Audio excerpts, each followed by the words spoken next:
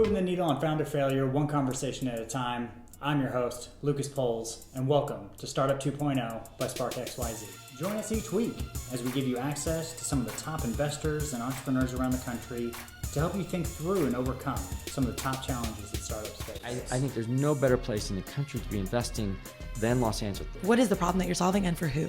Like, what is that specific pain point? Sometimes when a company is not listening to its customers and just thinks it knows better than its customers, has a really, really hard time finding product market fit.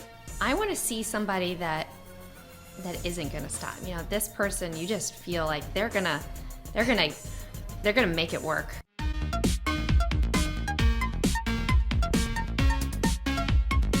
Big heartfelt thank you to Brex, who without their support, this show would not be possible. We've seen firsthand the difficulties accessing basic corporate credit without providing a security deposit or personal guarantee early on. As companies grow, managing expenses has become more difficult and time consuming, which is why we've partnered with Brex to offer a corporate credit card that is not personally guaranteed, offers higher credit limits, provides auto reconciliation, and integrates with ERPs using receipt capture. Brex is the credit card of the startup ecosystem, and we highly encourage you to check them out. Christian, welcome to the show. Thanks a lot for having me, Lucas. How you doing? Good. Always good to chat. I just wanted to start off by finding out more about you, more about your background, how you got into this space, and then we'll do a deep dive into no code. Very cool. Yeah. So where to start? Yeah, I basically have been a professional entrepreneur for the past 12 years. My background is very international. I come from a Argentine and Swiss background. So I'm not at all American, although I speak English like an American by going to international schools my entire life. Anyway, started building companies way too young. Some of those companies were very successful, others were not. And about 3 years ago, I started running a program as well and got really interested in training startups. So I became the director of Startup Boost LA. And so it's an organization that trained over 100 startups who went on to raise more than $40 million and also get companies into YCombinator, into 500 startups, into all the big ones, Techstars as well, Mucker Labs. And so, one of the big things for me was just that I was looking at about 300 applications every 6 months, and I was just overwhelmed with this feeling that so many people were taking a very long and expensive path towards entrepreneurship when trying to build digital products specifically. And at that point, I basically started WeAreNoCode, because for me, the biggest turning point was the day I discovered no-code tools. So that was about 5 years ago. Fast forward 5 years, and it's the world has very much changed, and the technologies that are capable of being built with no code went from sort of being able to build basic stores and basic websites, landing pages, to building very solid marketplaces, messaging apps, productivity tools, so Slack, stuff like that, CRMs. You can really build a huge number of things with the technologies that are now available. And they are also very scalable. So, what I basically say is that, no code is, in my opinion, the only, it's really going to revolutionize early stage entrepreneurship. And it's definitely going to empower a huge number of people who don't know how to code. So that's, yeah. Awesome. So, you started because of, and let's dive into that a little bit. So you started because you were seeing all these entrepreneurs that were having challenges what were the specific challenges? Was it that they couldn't find a tech co-founder? Was it that they were hiring dev shops and spending 60, 100, 150K to build out their initial product? Like, what were some of the reasons that you felt that it was necessary to put into, the marketplace? Yeah, no, that's a great question. You nailed two of them. I think the biggest problem that entrepreneurs make early on is the same, is actually just because they're using their logic. And unfortunately, building startups is very counterintuitive. And so, they're basically like, I have this idea. Sometimes, those people have a lot of experience in the market itself, in the corporate setting. And so they're like, I'm going to go out there and build it. So, obviously, you need to find a developer. That's the way that they think, because that's, I guess what we've been trained to believe. And so it's either this path of, I need to look for a technical co-founder. And then you see people spending months going to every single event out there to try to get, let's get married to a technical co-founder. And the realities are that the likelihood that you'll find someone who's perfectly aligned with your mission, excited to leave his job at Google to be able to pursue this, and you also get along with on a personal level and have a good working relationship, are very, very low. So that usually ends up being a huge waste of time. And time is money. I mean, if you live in LA, every month, I guess basic expenses are like $2,500, $3,000, like minimum. That's if you're living in a tiny place. And so basically, like, that's one of them. The other one is going out and basically saying, oh, I have money. That's another, like, the people I see who make the most mistakes are maybe the ones who believe that you can throw money at things and have it solved. So that really looks like going and finding either a development agency and they will build every single feature that you want. And that's actually a problem, because early on there are so many assumptions in the background of the idea that you have that you really need to break down and have to like kind of like address those one by one and head on to be able to see whether or not it's worth building out the next iterations of your product. But basically it looks something like, okay, it's going to cost you 30 or 50 or $100,000 to build the first product. And then, as every project does, there's project creep, either because there's miscommunication between the founder and his expectations and the development shop or the developers. And so there's always added costs and added time.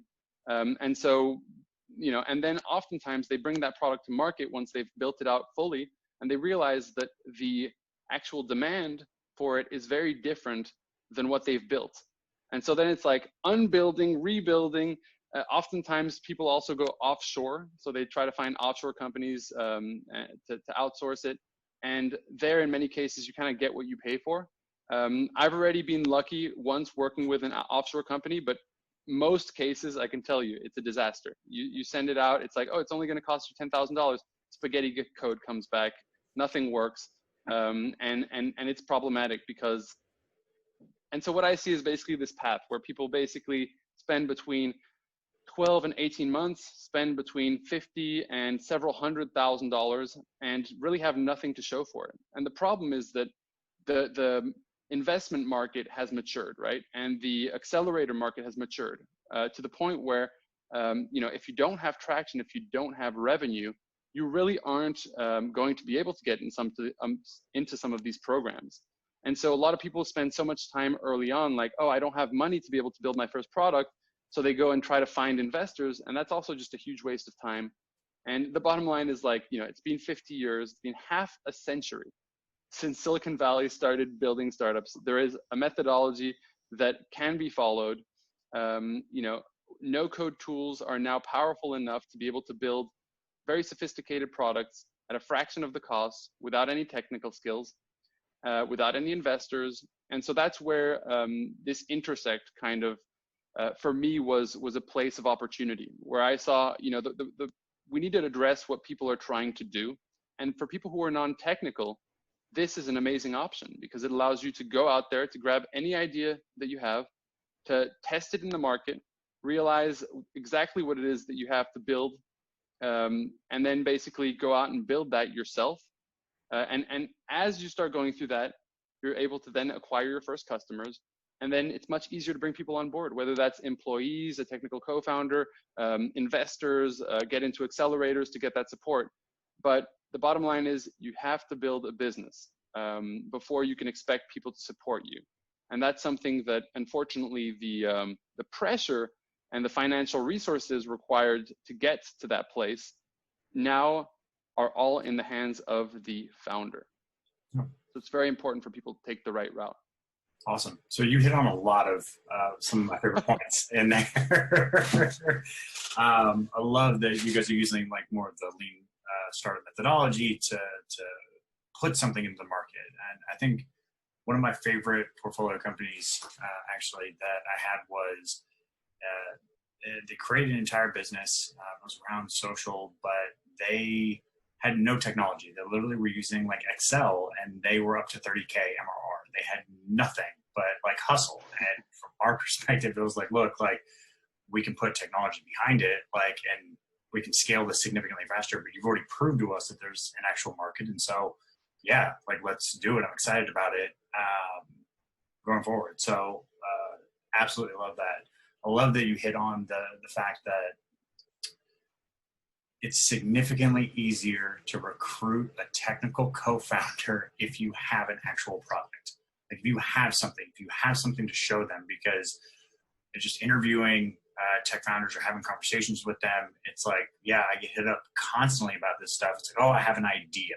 Like, I want you to go build it. It's like, why would I waste my time doing that? I'm the one that's in demand. It doesn't make sense for me to just drop everything and go build this idea that I don't even know if it's going to work. But if I watch someone that's like, hey, I don't just have an idea, like I have a business that is generating revenue, that is doing well. Let's scale it. Let's build some technology on the back end and be able to take it going forward. I think that's a very powerful statement that differentiates yourself very much across the market for a lot of people that are out there.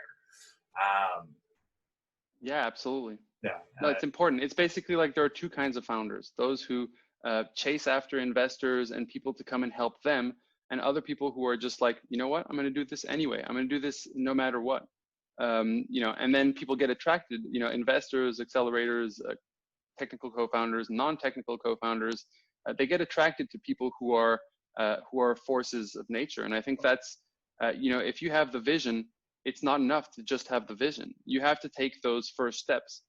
And so I think that there's also just this huge disconnect between knowledge out there. So like a lot of people, I just see them going and reading so many articles and watching so many YouTube videos about like how to build startups. And then either it's analysis paralysis. So you've read so much that you don't even know where to start. It's like, there's 1,000 things you could be doing at the same time. And so people are working on like all these different things and they feel overwhelmed and frustrated. And I think that it's just like, you just have to be very priority driven. And at this point, it's, since you're competing against other, second and third time founders, like, yes, you have to take a smarter path. You have to take a path where you're leveraging the experience of other people, where you're leveraging also, and with no code, you're also able to leverage a lot of other people's work to do the heavy lifting. Yeah. Because the way that no code really works is that you're still building things with code that are fully functional and that can bring you to revenue. But there's this whole team behind these tools that have basically made it so that you can essentially grab these building blocks and start building your own unique solution, which has code behind it. And I think that's a big misunderstanding. When people say no code, they think like, oh, well, there's like no code involved. No, it just means you're still coding. It's just visual programming. You're building things visually as if you would do like building something on PowerPoint, and using some of the logic that you would have on Excel, for example. And then you suddenly have a solution. And as you said earlier, like, let's not forget that products, technology is irrelevant unless we have a business, unless we're solving a problem that people are willing to pay for. Now, technology can accelerate the growth of that. And that's when we talk about scaling. And that's why, tech startups are so great, is because we can scale them. But unless you're really addressing a problem early on that people are willing to pay for, then you're still missing the point. And any technology you build will not solve that problem, right? Yeah. And there are ways to test that without having to go out and spend a bunch of money. So I really just try to, I think my end goal is just to keep more entrepreneurs in the game, because I think that what happens in the wake of this billion-dollar exit dream is basically like a lot of people fail their companies, and then they're just like, you know what, maybe startups are just not for me. Maybe I should just give up and go back to that 9-to-5 that I don't really like. But it's like, and also there's just so much stuff going on in people's heads, like so much self-doubt, so much like everyone deals with it, but like, you either can be on a growth path where you realize that this is going to take time, that you have to train and grow yourself as an entrepreneur. There is no easy path. Yeah, there really isn't. I like you mentioned that it's a mental battle. Like, I think that's one of the most challenging things that a lot of people don't think about when they get into entrepreneurship. It's that you're trying to create something out of nothing, and like it's daunting. It's going to be a struggle, like day in and day out for a Yeah. while, like literally until you exit, because there's no roadmap, there's no game plan. Like there's a general idea, but for your specific business, like you have to figure out a lot of the things that you might not know. And we all have general assumptions, which is great, but I mean, I can't give you a silver bullet for your specific business to go out and to execute on. So Yeah. And anyone who's like promising you that they have the answers for you, I would run for the hills. Like basically, yes, absolutely. There is a method. You should be seeking the right mentorship, seeking the right process to be able to identify those things. But every startup is going to be different. So you also need to have people who understand what you're doing, who understand the path that you're going through, and frankly have gone through it themselves as well. But also people who are humble enough to understand that they don't know everything, and that at a certain point, as you grow your company, specifically when you already have revenue and already have like proven out the model and all that, it's like you need to go more and more vertical specific when it comes to the advice that you're seeking. yeah, Early on, you can basically get people to revenue with a relatively generalized model, because it's funny, like every startup is totally different, but actually there's a lot of similarities in terms of the way that you should be bringing them to market. Yeah. No, 100%. I think my favorite is the mentor whiplash. Yes. I explain it to new entrepreneurs sometimes. They're like, what? Like, I don't understand. It's like you will ask two different people the exact same question. They will give you two different answers, and they both could be right. They both could be wrong. Like, that's just the way that it works. Yeah. Especially when you get mentorship and when you start getting into these like certain programs and stuff, it's like, as a founder, you have this voice, you have this voice, you have this voice, you have this voice. Everyone sounds smart. Everyone is, and mentor whiplash is really this idea that like people and founders don't really know what to decipher what's right anymore when they've received so much conflicting stuff. But when it comes down to it, you have to be the owner, and basically, I think you have to kind of sieve it, understand the person who's giving you that advice. What is their background? Why is their advice coming in that way? And how does that? And ultimately, you have to take all of that and you have to kind of like jumble it in your head a little bit, and then you have to sieve it out and figure out which one you think is the best approach as well, and be decisive about like, I'm going to take this path and I'm going to test it out. And also to understand like, these are all experiments early on. Like it's just about doing a bunch of experiments. So if this guy over here says something that you believe in, and you do an experiment to see whether or not that's true, and then you go here, you basically, and you have a conflicting opinion, you can test both those things out in due time, and then figure out which one works the best. Just start with the one that to you makes the most sense. And then, you know, if that doesn't work out, it's like, so really the ability to kind of micro pivot early on in startups, I think is what leads most to startup success. And that's why you have to not fall in love with your idea. You have to be kind of set in your vision, but not necessarily in your path towards that vision, you know, the execution, the strategy, the tactics. Yeah. I mean, even product, like it could be something totally different than what you originally imagined. It's like, yes, the pie in the sky dream of where you want to get to, but the path that you're going to take to be able to get there could be entirely different than what you would imagine. So absolutely. Yeah. I mean, like you'll have conversations sometimes with customers and you'll realize like you have your idea and you're trying to like push on that idea, but then like 10 out of 20 people will say this specific thing. And then that just basically means that you've touched on a specific opportunity. Now, whether people are willing to pay for it or not, that's a different question, but you really have to be open-minded early on, because you can stumble upon crazy opportunities. I mean, if you even look at companies like Twitter that were just like literally came out of like a brainstorm, like it tells you that it's like, it's really just about I think creating a framework for your testing, and then really just like being open-minded and looking at results in the face. Because as soon as you fall in love with your solution, you're kind of like narrowing your playing field. You're kind of saying like, this is the solution that people want. And you're going to take this approach where it's like anything that proves that you are right so that you feel good, you're going to like go in that direction naturally because you want to be right. But you don't have to be right. It's okay to not be right. You just have to look at those results. And when you prove yourself wrong, then choose the next smartest path of the next experiment. I think it's funny that you bring up that specific piece, because I was having a conversation with Brex yesterday with their first employee, Larissa, and Larissa, yeah, she's great.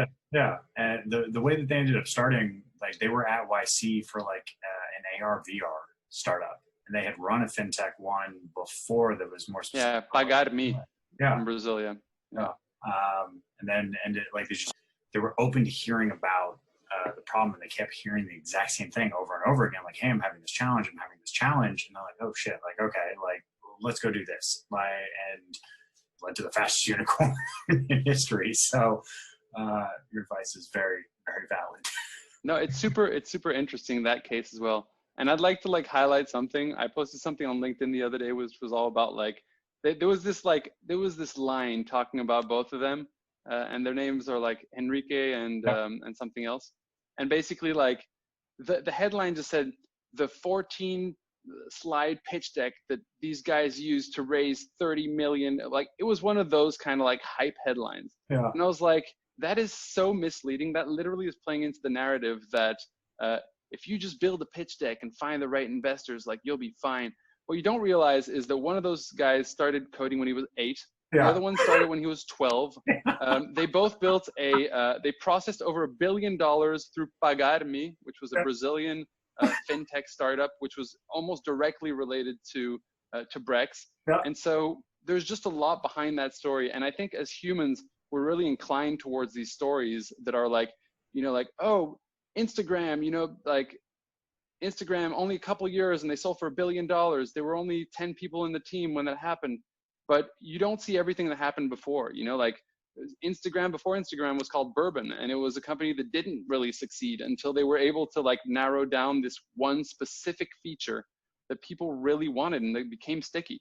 Yeah. And so I think it's like the biggest problem in entrepreneurship right now is that there are these there is this lie of an easy path, which basically it's a narrative that people want to buy into. Yeah. And it's the same reason why people are buying into some of these fake gurus online. It's this idea that you can just sit on a beach in Mexico and basically get paid $100,000 a month doing nothing. And I think that unless you start realizing that it's going to be super difficult no matter what you build, and that there are two paths. There's the path of you kind of figuring it out on yourself, on your own, or really a smarter path, which is, I would argue, what we propose at WeAreNoCode, but I'm completely biased there. So you'd have to check it out for yourself, where you're basically, able to build your own product, bring it to market, understand the customer base, and do that for a fraction of the cost, like less than $1,000 and within 3 months. So that if you're wrong about that specific thing, it's okay. You can quickly go on to the next idea or the next iteration of that product until you find that product market fit that's going to be, and when you reach that, paying customers and product market fit, then you'll have really justified jumping out of your full-time job and spending the next 3 to 10 years and probably hundreds of thousands of dollars, whether it's yours or other investors, in this company. And I think that's the biggest thing. It's like, how can we get more entrepreneurs in the industry and building exciting stuff? Because that's how we progress as a society and an economy as well, I think. So I love that you're hitting it's moving the needle on founder failure, or it's even like fail fast, right? So don't wait 6, 12, 18 months on building something if no one actually wants it. I think that actually a lot of time engineers fall into that category a little bit more than more of the business side, because they'll sit in kind of their space and they'll be in stealth and just build out something, and they have no idea if the market actually wants it. And then they're like, here's my product. I spent the last 18 months building it, and it's great from my perspective, but it hasn't seen anything in the market. That's really interesting. I was speaking at a panel at an event called Music Tectonics, which is like a tech music event. Mm-hmm. And we were in the room with a couple other accelerator directors and investors. And we basically like had this conversation around the fact that like founders either have the technical know-how and all that, or they have the industry and go-to-market know-how. And rarely do you see both. And both are like, everyone thinks like, oh, if you're techie, like it's so much easier. It's like, no. You know how many techies are built, like spending 6 months to a year building a product and then bringing it to market, and guess what? No one cares. Yeah. And so like there are like two real problems here. And I think that it's like, you know, it's important for both to go a little bit in each other's direction. Yeah. So I always, you know, tell people who are not technical, like, take some of the technical stuff in your own hands early on. It's not too difficult. It really isn't. And then I also tell the developers to basically start learning how to do customer acquisition, how to do basic marketing, how to do outreach, how to do, you know, potentially even automation to be able to make that quicker. Because I think that it's only when you have both those aspects that you're able to really build a successful startup. Like building a product is great, but it's only 30% of building a successful startup. Yeah. And there are a lot of nuances, and early on you have to kind of like start learning some of these things until you can kind of hire people to be able to take those roles moving forward. Yeah. Yeah. No, 100% agree. All right, well, so let's dive into it a little bit more, because I mean, you have vast experience with Startup Boost and with no code. So where are founders? Where are some of the other areas that founders are screwing up? Yeah. So yeah, exactly. It's kind of a sigh, because it's like I don't know where to start. I think that hiring marketing agencies or marketing people early on is a big mistake. Usually it's a double or nothing, in the sense that people have just spent a bunch of money building a product and they're like, but no one's using it. Oh, so I need to, you know, like, I'll actually outline the traditional path. I have a great idea. I go to a developer, I try to build this idea. Complications, lots of money lost, lots of time lost. I finally build a product. But I bring that product to market. No one really cares about this product. Oh, and then your first thought is, I need marketing. I need someone to market this thing. And so it's like, spend a bunch of money on marketing, just to realize that actually there's a larger reason why people don't want your product. It's because it's not really solving a specific need that they're willing to pay for. Yeah.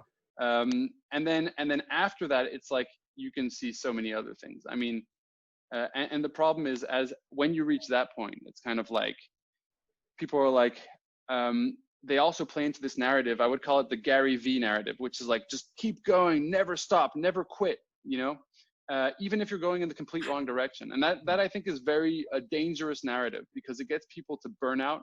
It gets people to make even deeper mistakes that cost them a bunch of money. And I think that the way that people should be seeing it is like, any startup that you start, you are training to be an entrepreneur, to eventually succeed in one of your businesses. Yeah. And again, you only have to be successful. You only have to be right on one startup to change everything, you know? And if you look at guys like Elon Musk, it's like 3 failed companies before he even hit his first success. That shows that it's really about taking this more like a career path instead of just a job. It's not just, you know, the likelihood that you will succeed on your first startup or your first idea is relatively unlikely. That being said, if you don't take it that way and you say, hey, I just have an idea, and you kind of are willing to, you know, you can basically within that idea find the business path and be successful on the first or second time. And I think that's what's kind of exciting. It's like, I think a lot of education out there is really not actionable. That's a big problem, because people need a step-by-step path early on. Yeah. And then also on the product side, that's a place where people are most likely to spend a lot of time and money. And so that's really what we shortcut with with our no-code program. It's basically like we tie together figuring out exactly what it is you have to build, and along the way really proving out that every, you know, that what you're building is worth building, that it has a customer base behind it, already lining up customers, so that when you then invest a bit more time and energy into building that first product, you have customers already lined up. And then you're, you know, even in the way that you're building that product moving forward, you're really, you know, doing it with your customers. Yeah. I really like that you touched on the don't give up piece, because it's you need to have a lot of self-reflection, like while you're building this. Like, is this the, like, and you have to have that conversation with yourself. It's like, am I nuts? Like, am I totally doing this wrong? Like let me just try to take a step back and see and have that conversation with myself to see if I feel like I'm actually still on the right path, but objectively, not this. Yeah. Like, do I 100%, like, I have to go, I have to do this 100%. Like, I'm not stopping. I'm going to succeed. It's like, okay, let's take a step back. Like, am I actually being a crazy person, or am I actually hitting the targets that I set out earlier to go and achieve? So I don't think enough entrepreneurs like actually have that honest conversation with themselves and I think you're right. It's a little bit of a culture challenge in that it's what we're taught. It's what we're kind of bred to be able to do. It's like, don't like you just a little bit more and you're there. It's a big challenge within our industry. Yeah, I mean, our society as well. I think it roots from the fact, and this is going even one level deeper, it roots in the fact that basically we take what we do as such a central part of our identity. It starts at a very young age when everyone's asking you, what do you want to be when you grow up? Which has an undertone, a connotation that says, right now you're not good enough, buddy. Or, like, and you have to become something to be able to be worthy of anything. Yeah. And I think the more that we tie our identities to things that we do, it's much more difficult to accept failure or like not succeeding at those things. And I think a much healthier approach is really to focus in on the growth mentality. Like, it doesn't matter how skilled or good you are now. If you're not improving your skills, then you're going backwards. And I think that like that's maybe a healthier way to look at it. Is to say, like, first of all, what I do doesn't define me. If something doesn't go right, like, if you fall off a horse, you don't start like, you're not like hating yourself for like years and like lost, it's like, yeah, okay, I fell off a horse. Yeah. The first thing they say about falling off a horse, actually, funnily enough, is like, get right back on the horse, And I think that basically the more that we're able to detach ourselves from like what we do defining us as great people, and when I say what we do, I mean professionally, the more that we give ourselves freedom to be able to start being more playful with it and be accepting of ourselves. Like, we are our worst nightmares. Entrepreneurship is going to the depth of yourself professionally and the depth of yourself personally at the same time. It's like so intense. And I'm a true believer that that's why, like, when you build a startup, you have to really go deep on yourself, your own self-development, your self-understanding. Because then as soon as you reach something where you weren't right, you're like, oh, it's okay. Instead of being like, oh man, you're so dumb, like that stupid voice in your head sometimes that gives you self-doubt. Yeah. Instead of having that, you start thinking in this other way. And I encourage everyone to read the book about mindset that's by Carol Dweck, that really talks about these two different, like the fixed mindset and the growth mindset, because it really kind of illustrates in different, like in the education system, I think also with like high performing sports people and like business people. And there's a third angle as well. But I think it really comes down to the fact that, like, yeah, we are humans and our own biggest limitations are ourselves, always. I really like the point that you brought up about it's just tying your identity to your job. I feel like that's why, like, if you're fired from a job, like it's not the end of the world. Like, you're going to go get another job, but you've tied everything about yourself to that specific place that it hits you so much harder than it really should, when in essence, it's just a job. And so I really like you bringing that piece up and then and tying directly to entrepreneurship, because I think you're 100% right. Like, you feel stuck that this is who I am. This is what I am. If my startup fails, I fail. And like why am I even here? And honestly, I say this because I got completely humbled by one of the startups that I started. I raised capital for, and I failed. And I had to tell these investors that I had failed. And I had to go down the hard path myself to realize that basically, like, yeah, these were all false narratives that only existed within my own head.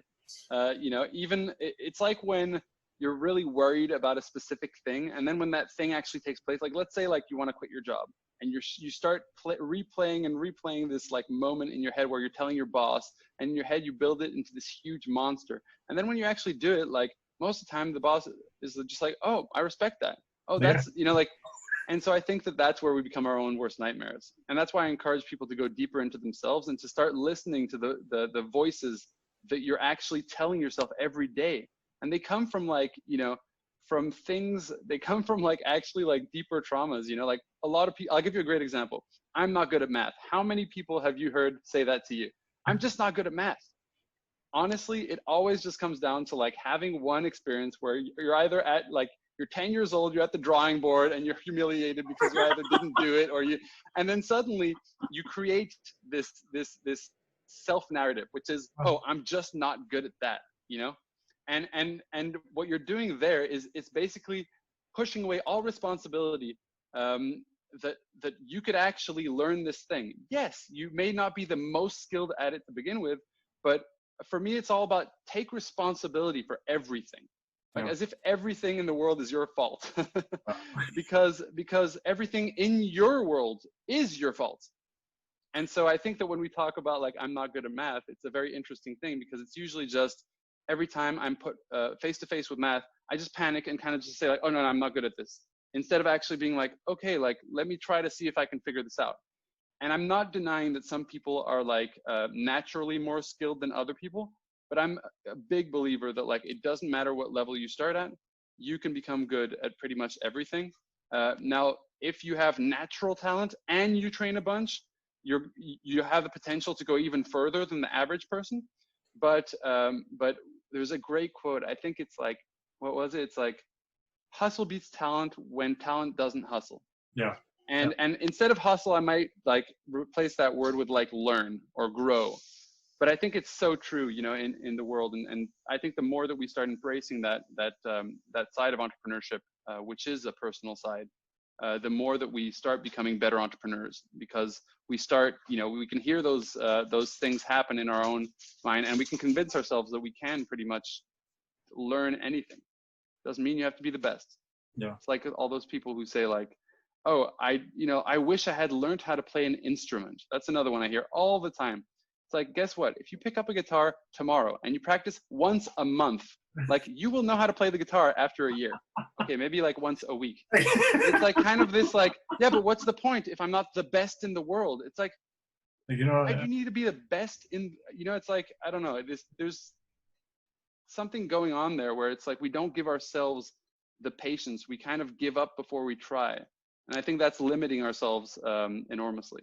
Yeah. Anyway, now I'm going into way deeper stuff. Now we're talking about like founder psychology. I don't want to go too deep into that. Yeah, but it's still, regardless, great understanding, great conversation to be able to dive into this. Well, Christian, what are the best ways to get in contact with you? So you can actually go to WeAreNoCode.com and you can reach out to us directly. We have, we have everything pretty public. You can see me on LinkedIn as well. Christian Peverelli, there might be a link below this video or somewhere close by. Also feel free to email us at info@wearenocode.com or myself directly at christian@wearenocode.com. Yeah, happy to chat. I'm always excited to kind of add value. And yeah, what we run internally is basically a program where we teach you step by step for non-technical founders. And we're really, our whole thing is about preparing you for the next step, the growth path, and really to get you to revenue as quickly as possible without having to necessarily have technical skills. Awesome. No, honestly, really appreciate you coming on the show. Really appreciate the conversation. Stepped out a little bit of the norm, but honestly, it was great to be able to truly understand. I think that a lot of the entrepreneurs that watch, and as well as the VCs, might definitely have learned something from it. So thank you again. Look forward to chatting again soon. Thank you so much, Lucas. Thanks for having me, and I look forward to continue to interact moving forward.